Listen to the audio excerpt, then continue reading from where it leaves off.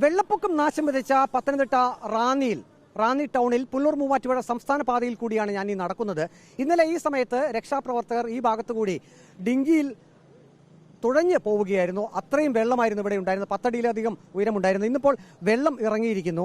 വെള്ളം ഇറങ്ങിക്കഴിയുമ്പോൾ റാന്നി ഇട്ടിയപ്പാറയുടെ ഒരു അവസ്ഥ എങ്ങനെയാണ് നമുക്ക് നടന്ന് തന്നെ നോക്കിക്കാണാം. ഏറ്റവും കൂടുതൽ ഇവിടെ ഒരു നഷ്ടമുണ്ടായിരിക്കുന്നത് വ്യാപാരികൾക്കാണ്. കാരണം ഇട്ടിയപ്പാറ ബസ് സ്റ്റാൻഡ് പരിസരം അത് നൂറുകണക്കിന് വ്യാപാര സ്ഥാപനങ്ങളാണ് ഉള്ളത്.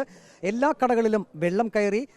ഞാനിപ്പോൾ നിൽക്കുന്നത് ഒരു 2-3 വ്യാപാര സ്ഥാപനങ്ങളുടെ മുൻവശത്താണ്. ഇതിൻ്റെ താഴെ കാണുന്നത് ഒരു ചിക്കൻ സെൻ്ററാണ്. അതിനടിയിൽ ആ കോഴികൾ ഉണ്ടായിരുന്നു. ആ കോഴികളെല്ലാം ചത്തുപോയി. ഇവിടെ മറ്റൊരു കട കാണാം. വ്യാപാരികൾ വളരെയധികം ദുഃഖത്തിലാണ്. അപ്രതീക്ഷിതമായിട്ടുള്ള ഒരു വെള്ളപ്പൊക്കം കണ്ണടച്ച് തുറക്കും മുമ്പ് ഇട്ടിപ്പാറയെ വെള്ളം വിഴുങ്ങി. നിങ്ങൾ വ്യാപാരികൾക്കാണല്ലോ വലിയ നഷ്ടമുണ്ടായത്. ഇപ്പോൾ ഇന്നിപ്പോൾ കട വന്ന് തുറന്നപ്പോൾ എന്താ കാണാൻ കഴിയുന്നത്? ഇപ്പം നമ്മൾ ചങ്കിടിച്ചുകൊണ്ടിരിക്കുക. എന്തോ ചെയ്യണം, മുന്നോട്ട് ഇത് റാന്നിയിൽ ഒരു കച്ചവടം മുന്നോട്ട് കൊണ്ടുപോകണമെന്ന് തന്നെ ചിന്തിച്ചുകൊണ്ടിരിക്കുക. എല്ലാ വർഷവും ഇത് തന്നെയാണ്. തുടർച്ചയായിട്ട് എല്ലാ വർഷവും വെള്ളപ്പൊക്കമാണ്. പഞ്ചായത്തോ ബന്ധപ്പെട്ട അധികാരികളോ എല്ലാവരും വന്ന്, ചാനലുകാരും വന്ന് ഇതെല്ലാം ഫോട്ടോ എടുത്ത് പോയി. 1 രൂപയുടെ സഹായം ഇതുവരെ കിട്ടിയിട്ടില്ല, തന്നിട്ടുമില്ല. ഇനിയും അത് പ്രതീക്ഷിക്കുന്നുമില്ല. ഇവരെന്ന് ആരാ പ്രതീക്ഷിക്കുന്നത്? ഇവരൊക്കെ തുടർച്ചയായിട്ട് ഇങ്ങനെ പറയുന്നത് വരുന്നു കാണുന്നതല്ല, ആരും പ്രതീക്ഷിക്കുന്നില്ല. എന്തിനാ പഞ്ചായത്താണെങ്കിൽ തിരിഞ്ഞു നോക്കിയിട്ടില്ല. ഇത്രയും ദിവസമായിട്ട് ഇന്നലെ രാവിലെ വെള്ളം കയറിയതാണ്. ഈ വേസ്റ്റ് മാറ്റാനോ എന്തോ കാര്യങ്ങൾ അവർ യാതൊരു നടപടിയോ ബന്ധപ്പെട്ട ഉദ്യോഗസ്ഥരോ കാര്യങ്ങളോ ആരും വരുന്നുമില്ല, നോക്കുന്നുമില്ല, കാണുന്നുമില്ല. പിന്നെ എന്ത് ചെയ്യുന്നത്? നമ്മൾ വെള്ളോട്ട് നോക്കി അടുത്ത മഴ എപ്പം പെയ്യും, ഇനിയും തുടർന്ന് വെള്ളം കയറുമോ ഇറങ്ങുമോ എന്നിങ്ങനെ പ്രതീക്ഷിച്ചിരിക്കുക. എന്ത് ചെയ്യാനാ? ജീവിതം ഒരു നഷ്ടജീവിതം പോലും മുന്നോട്ട് പോവുക. ആരോട് പറയാനാ? ആര് കേൾക്കാനാ?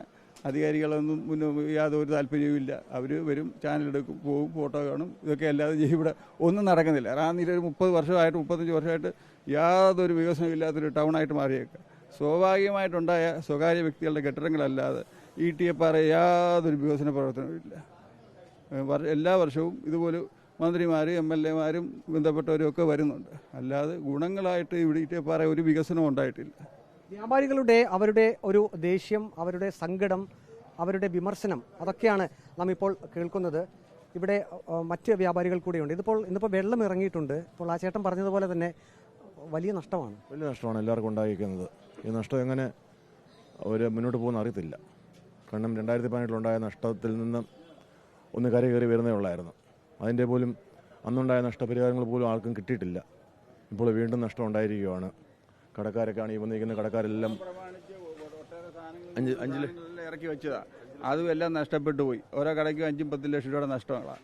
പിന്നെ നമ്മളിത് മുന്നോട്ട് ചിന്തിച്ച് ലോണും ബ്ലേഡും കോടാലിയും ഒക്കെ എടുത്തു വെച്ചാണ് ഈ കച്ചവടം ചെയ്യുന്നത്. മുന്നോട്ട് എങ്ങനെ പോകും? വാടക എങ്ങനെ കൊടുക്കും? പഞ്ചായത്ത് ഇടപെട്ട് വാടക കാര്യങ്ങളോ മറ്റുള്ള കാര്യങ്ങളോ ഒക്കെ ഞങ്ങൾക്ക് എന്തെങ്കിലും ഒരു സഹായം ചെയ്തു തന്നാൽ വളരെ ഉപകാരമായിരിക്കും. പഞ്ചായത്തും MLA ഒക്കെ ഇത് മുൻകൈ എടുത്ത് പ്രവർത്തിക്കണം. ഗവൺമെന്റ് ഭാഗത്ത് 2018 മഹാപ്രളയത്തിൽ വലിയ നഷ്ടമുണ്ടായപ്പോൾ വ്യാപാരികൾ പറയുന്നത് അതിനുശേഷം അവർക്ക് നഷ്ടപരിഹാരം ഒന്നും ലഭിച്ചില്ല എന്നുള്ളതാണ്. നമുക്കിത് കാണാൻ സാധിക്കും. ഹൃദയഭേദകമായിട്ടുള്ള കാഴ്ച. കാരണം വെള്ളം ഇറങ്ങിക്കഴിയുമ്പോൾ റാന്നി എങ്ങനെയാണ്, റാന്നി ഇട്ടിയപ്പാറ എങ്ങനെയാണ്, മാലിന്യ കൂമ്പാരമാണ്. അപ്പോൾ വ്യാപാരികൾ പറയുന്നത് അവർക്ക് ഭീമമായിട്ടുള്ള നഷ്ടം ഉണ്ടായത് ഒന്ന്. മറ്റൊന്ന്, ഇത് വീണ്ടും പഴയ റാന്നിയായി മാറ്റണം. ഈ കാണുന്ന മാലിന്യ കൂമ്പാരമെല്ലാം മാറ്റണം. അതിന് അധികാരികൾ ഇടപെടണം എന്നാണ് പറയുന്നത്. ഇവിടെ വലതുവശത്ത്, എൻ്റെ ഇടതുവശത്ത് ഇപ്പോൾ നമുക്ക് കാണാം ഇതര സംസ്ഥാന തൊഴിലാളികൾ കൂടുതൽ ജോലി ചെയ്യുന്ന സ്ഥാപനങ്ങളാണ്. അവർ ഇന്നിപ്പോൾ രാവിലെ വന്നപ്പോൾ അവർക്കൊന്നും പണിയില്ല. കാരണം ഇനി ഈ വ്യാപാര സ്ഥാപനങ്ങൾ കെട്ടിപ്പൊക്കണമെങ്കിൽ ലക്ഷക്കണക്കിന് രൂപ വേണം. ഭീമമായ വാടക കൊടുത്ത് ഒക്കെയാണ് ഇവർ സാധന സാമഗ്രികൾ ഇവിടെ നിറച്ച് ഈ വ്യാപാരം നടത്തുന്നത്. അത് എല്ലാം ഒറ്റ ദിവസത്തെ മഴ പെയ്ത് വെള്ളം കയറി മുഴുവൻ നശിച്ചുപോയി. ഇവിടെ ഒരു പച്ചക്കറി കട നമുക്ക് കാണാൻ സാധിക്കും. അത് ഒരു പഴക്കൊല, അതിൻ്റെ ഒരു ബാക്കി പത്രമാണ്. ഒരു മഴ പെയ്ത് വെള്ളം കയറി പമ്പാനദി നിന്നും വെള്ളം ഇരച്ചെത്തി റാന്നി ഇട്ടിയപ്പാറ മുങ്ങിയപ്പോൾ ഈ കാണുന്നതൊക്കെ അതിൻ്റെ ബാക്കി പത്രമാണ്. ഓരോ വ്യാപാര സ്ഥാപനങ്ങളിലും അവർ എത്രയോ രൂപ മുടക്കി വാങ്ങി വെച്ചിരിക്കുന്ന സാധന സാമഗ്രികൾ അതൊന്നും ഇനി ഉപയോഗിക്കാൻ കഴിയില്ല. ഇവിടെ ഇപ്പോൾ തൊഴിലാളികളൊക്കെ ചേർന്ന് ഈ വെള്ളം ഇപ്പോൾ കെട്ടിക്കിടക്കുന്ന വെള്ളം മാറ്റി അത് എങ്ങനെയെങ്കിലും മാറ്റാൻ ഉള്ളൊരു ശ്രമം നടത്തുന്നുണ്ട്. കടയൊന്ന് വൃത്തിയാക്കി എടുക്കുക എന്നുള്ളതാണ്. ഇനി ഈ കടയ്ക്കകത്തുണ്ടായിരുന്ന ഒരു സാധന സാമഗ്രി പോലും അവർക്ക് ഉപയോഗിക്കാൻ കഴിയില്ല. അത്രമാത്രം ഭീമമായിട്ടുള്ള നഷ്ടമാണ് ഉണ്ടായിരിക്കുന്നത്. ഇത് ഇട്ടിയപ്പാറ ബസ് സ്റ്റാൻഡ് ടെർമിനലാണ്.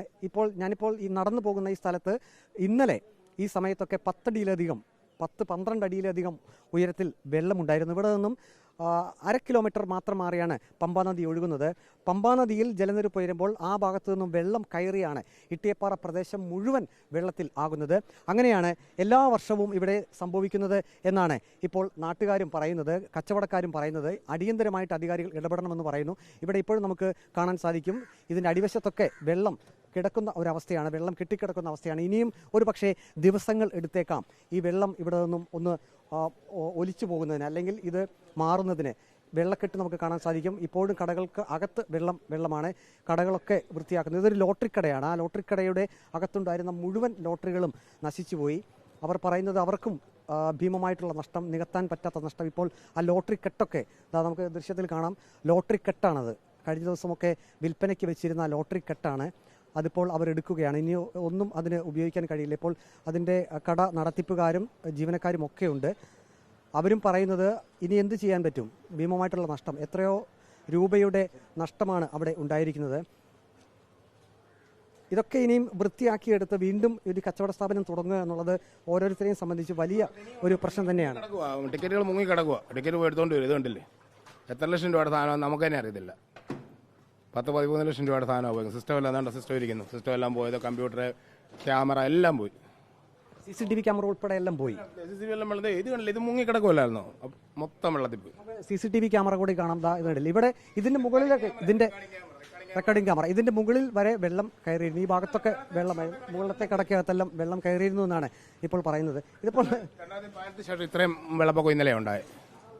ഇന്നലെ വെളുപ്പിനെ 3 മണി തൊട്ട് വെള്ളം കയറി. ഞങ്ങൾ അപ്പുറത്തോട്ട് എല്ലാ ലോട്ടറി കടകൾ അവർക്കും എല്ലാം ഇതേ നഷ്ടം തന്നെ, കൂടുതൽ നഷ്ടങ്ങളാണ്. നമുക്ക് ആ കൂടുതൽ നഷ്ടം, നമ്മൾ കുറച്ചുകൂടെ താഴ്ന്ന സ്ഥലമായതുകൊണ്ട് നമ്മൾ കൗണ്ടറും എല്ലാം ഒഴുകിപ്പോയി, അങ്ങേറ്റം വരെ ഒഴുകിപ്പോയി. നിങ്ങൾക്ക് ഈ വെള്ളം കയറുന്നതിന് മുമ്പുള്ള ഒരു അവസ്ഥയിലേക്ക് ഇതിനെ തിരിച്ചെത്തിക്കണമെങ്കിൽ എത്ര ലക്ഷം രൂപ മുടക്കേണ്ടി വരും? പൈസ ഇല്ലാതെ എങ്ങനെ എത്തിക്കാനാ? പൈസ ഇല്ലാതെ നമ്മൾ എങ്ങനെ എത്തിക്കും? 10-13 ലക്ഷം രൂപ പോയിട്ട് നമ്മൾ ഇനി എങ്ങനെ എത്തിക്കും? അത് പറയും, ഇത് കണ്ടില്ല സാറേ, ഇതുപോലെ കിടക്കുന്ന സാധനങ്ങൾ നമ്മൾ എന്ത് ചെയ്യാൻ പറ്റും? ഇന്നത്തെ സാധനങ്ങളാണ്. കഴിഞ്ഞ ദിവസം വിൽക്കാൻ വെച്ചിരുന്ന ലോട്ടറികളാണ്, അത് മുഴുവൻ നശിച്ചു പോയിരിക്കുന്നു. ഇതുപോലെ ബമ്പർ ഇതുപോലെ കെട്ടായിട്ട് വന്ന കെട്ട് കാണാൻ പോലും ഇല്ല. 5 ലക്ഷം രൂപയുടെ സാധനം വന്ന കാണാനില്ല, വെള്ളത്തിലൊഴുകി പോയി. എന്ത് ചെയ്യാനാ? നമ്മളെങ്ങനെ എത്തിക്കും? 3 ദിവസം കൊണ്ടോ 3 വർഷം കൊണ്ടോ പറ്റുമോ? പറ്റത്തില്ല. നമ്മുടെ അവസ്ഥ ഭയങ്കരമാണ് റാന്നിക്കാരുടെ. എന്നും വെള്ളപ്പൊക്കം, എന്നും. ഇത്രയും 5 ലക്ഷം രൂപ സെക്യൂരിറ്റിയും പിന്നെ വാടകയും കൊടുത്തിരിക്കുന്ന 5 ലക്ഷം രൂപ സെക്യൂരിറ്റി എല്ലാ വർഷവും ഇത് തന്നെയാണ്. വർഷത്തിൽ 3 പ്രാവശ്യം വെള്ളം കയറും, ഒരു വർഷത്തിൽ 3 പ്രാവശ്യം വെള്ളം കയറും. 5 ലക്ഷം രൂപ സെക്യൂരിറ്റി 6000 രൂപ വാടകയുമാണ്. പറഞ്ഞിട്ട് കാര്യമുണ്ടോ? ഇപ്പോഴും വാടകയൊക്കെ ഉടൻ തന്നെ വരും, പറഞ്ഞിട്ട് കാര്യമില്ല. നമ്മുടെ അവസ്ഥ ഇതാ. അപ്പോൾ സാധന സാമഗ്രികളൊക്കെ ഇവിടെ നിന്ന് മാറ്റുന്നുണ്ട്. ഇനിയൊന്നും ഉപയോഗിക്കാൻ കഴിയില്ല. അതായത് ഇലക്ട്രിക് ഉപകരണങ്ങളെല്ലാം, സിസ്റ്റം ഉൾപ്പെടെ എല്ലാം നശിച്ചു പോയിരിക്കുന്നു. അതൊന്നും ഇനി ഉപയോഗിക്കാൻ കഴിയില്ല. അവർ പറയുന്നത് പഴയതുപോലെ ഇനി വ്യാപാരം തുടങ്ങണമെങ്കിൽ ലക്ഷക്കണക്കിന് രൂപ വേണം. ഇപ്പോൾ തന്നെ 12 ലക്ഷത്തിലധികം രൂപയുടെ നഷ്ടമുണ്ടായി എന്നാണ് പറയുന്നത്. അതൊക്കെ എങ്ങനെ നികത്തും? അപ്പോൾ നഷ്ടപരിഹാരം ലഭിക്കണം, ഇതിൻ്റെ ഒരു പരിഹാരം ഉണ്ടാക്കണം എന്നുള്ളതാണ്. പക്ഷേ ഓരോ മഴക്കാലത്തും ഇങ്ങനെ പമ്പാ നദിയിൽ നിന്നും വെള്ളം ഇരച്ചെത്തി റാന്നി, ഇട്ടിയപ്പാറ, മാമുക്ക് ഭാഗങ്ങളൊക്കെ മുങ്ങുമ്പോൾ അത് വീടുകളെ സംബന്ധിച്ചാണെങ്കിലും വ്യാപാര സ്ഥാപനങ്ങളെ സംബന്ധിച്ചാണെങ്കിലും വലിയ പ്രതിസന്ധിയാണ്. ഇപ്പോൾ അകത്തേക്ക് വ്യാപാരികളൊക്കെ പോകാൻ ശ്രമിക്കുന്നുണ്ട്, ഈ ചെറിയ വഴികളിൽ കൂടിയൊക്കെ. ആ ബിൽഡിങ്ങിൻ്റെ അകത്ത് മുറികളുടെ ആ ഭാഗത്തെല്ലാം വെള്ളം ഇപ്പോൾ കെട്ടിക്കിടക്കുകയാണ്. താഴത്തെ നിലയിൽ വെള്ളം കെട്ടിക്കിടക്കുകയാണ്. അതൊന്നും വെള്ളം പൂർണ്ണമായും ഇറങ്ങിയിട്ടില്ല. നമുക്ക് അകത്തേക്ക് നോക്കുമ്പോൾ കാണാൻ സാധിക്കും കിട്ടുന്ന സാധനങ്ങൾ അത് ഇനി ഒന്നും ഉപയോഗിക്കാൻ കഴിയില്ല, മുഴുവൻ പോയി. ഇതും ഒരു ലോട്ടറി സെൻ്ററാണ്. ലക്ഷക്കണക്കിന് രൂപയുടെ നഷ്ടം. ഇനിയും ഈ വ്യാപാര സ്ഥാപനങ്ങളൊക്കെ തുടങ്ങാൻ അല്ലെങ്കിൽ പഴയതുപോലെ അവർക്ക് പ്രവർത്തിക്കാൻ കഴിയില്ല എന്നാണ് അവർ പറയുന്നത്. ഏറ്റവും പ്രധാനപ്പെട്ടത് ഇട്ടിയപ്പാറ അത് വൃത്തിയാക്കുക എന്നുള്ളതാണ്. 2018 മഹാപ്രളയത്തിൽ ഇവിടെ വലിയ ശുചീകരണ പ്രവൃത്തികളൊക്കെ നടത്തിയിരുന്നു. ഒപ്പം തന്നെ പ്രതിരോധ പ്രവർത്തനങ്ങൾ, കാരണം പകർച്ചവ്യാധിയൊക്കെ പിടിപെടാനുള്ള സാധ്യതയുണ്ട്. മുഴുവൻ ചെളി മയമായി കിടക്കുകയാണ്, മാലിന്യങ്ങളെല്ലാം കുന്നുകൂടി കിടക്കുന്നൊരവസ്ഥയാണ്.